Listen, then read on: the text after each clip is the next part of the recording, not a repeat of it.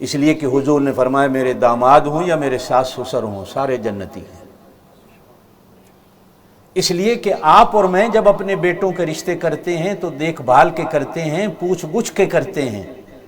نبی کے رشتے اللہ کراتا ہے، نبی کی بیٹیوں کے رشتے اللہ کراتا ہے، تو اللہ بھی تو دیکھ بھالتا ہے۔ اللہ کو جو اچھے لگتے ہیں اللہ ان کو نبی کا داماد بنا دیتا ہے، اللہ کو جو اچھے لگتے ہیں ان کو نبی کا سسر بنا دیتا ہے۔ یہ حضرت امیر معاویہ، میں نے گزشتہ جمعہ بھی کہا تھا، میری بات توجہ سے یاد رکھنا، یہ حضور کے سالے ہیں۔ حضرت ابو سفیان حضور کے سسر ہیں۔ ابو سفیان کی بیٹی حضرت ام حبیبہ حضور کی گھر والی ہے۔ آپ کے میرے سسر کو کوئی کافر کہے، کو گالی دے تو دل کو نہیں کچھ ہوتا؟ نبی کے سسر کو جو مرضی کو کہتا رہے، کیا نبی کے دل کو کچھ نہیں ہوگا؟ آپ کے میرے سالے کو کوئی کچھ کہہ دے تو ہمارے دل کو کچھ ہوتا ہے۔ نبی کے سالے کو دنیا کہتی پھرے تو نبی کے دل کو کچھ نہیں ہوگا۔ اور لعنتی اگر اس کے گھر میں یزید پیدا ہو گیا تو باپ کا کیا قصور ہے؟ حضرت حسین کی شہادت یا حضرت حسین کا قتل ذمہ دار پورے کا پورا یزید ہے۔ آج میرے ملک میں یہ لاہور موٹر وے پہ واقع ہوا، ہر کو کہتا ہے ذمہ دار کون ہے؟ حکومت ہے۔ ایسا ہی ہے نا؟ اگر یزید کے زمانہ خلافت میں حضرت حسین کے ساتھ یہ کچھ ہو رہا ہے تو ذمہ دار تو یزید ہی ہے نا۔ اب اس میں حضرت امیر معاویہ تو ذمہ دار نہیں بنتے، حضرت ابو سفیان تو ذمہ دار نہیں بنتے کہ میں چوک میں کھڑا ہو کر حضرت ابو سفیان پہ لعنتیں کروں یا حضرت امیر معاویہ پہ لعنتیں کروں۔ ان کا قصور کیا ہے؟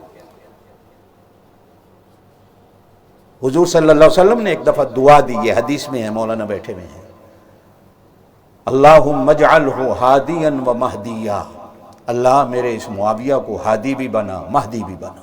ہادی کون ہوتا ہے، مہدی کون ہوتا ہے، یہ آپ سمجھتے ہیں؟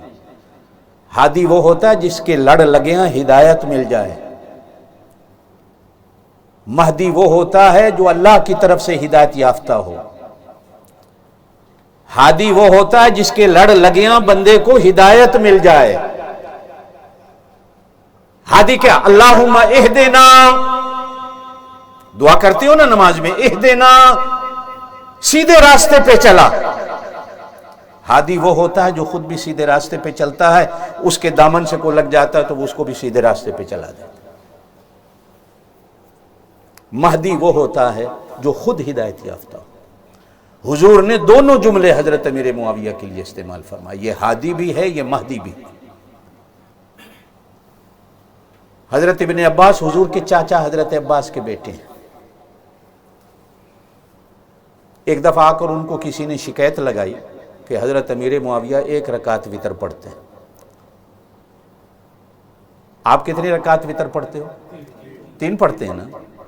کسی نے ان کو آ کر حضرت ابن عباس کو شکایت لگائی کہ امیر معاویہ 1 رکعت وتر پڑھتے ہیں۔ تو حضرت ابن عباس نے ڈانٹ کے کہا خبردار، تو کون ہوتا ہے؟ وہ نبی کا صحابی ہے،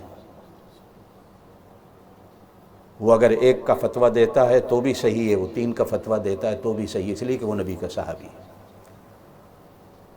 اس کا ہاتھ نبی کے ہاتھ میں تھا، اور جس کا ہاتھ خدا کے ہاتھ میں اس سے گناہ نہیں ہو سکتا، تو جس کا ہاتھ نبی کے ہاتھ میں اس سے کیسے غلطی ہو سکتی ہے؟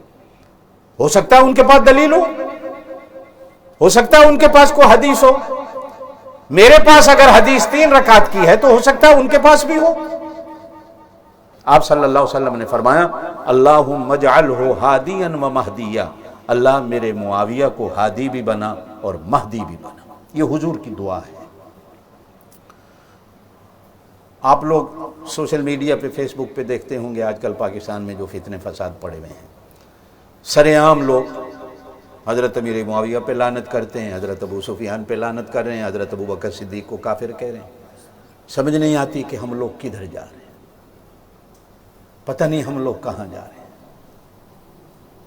صحابہ یہ حضور کے شیشے ہیں، جس نے بھی نبی کو دیکھا ہے صحابہ کے چہرے میں دیکھا ہے۔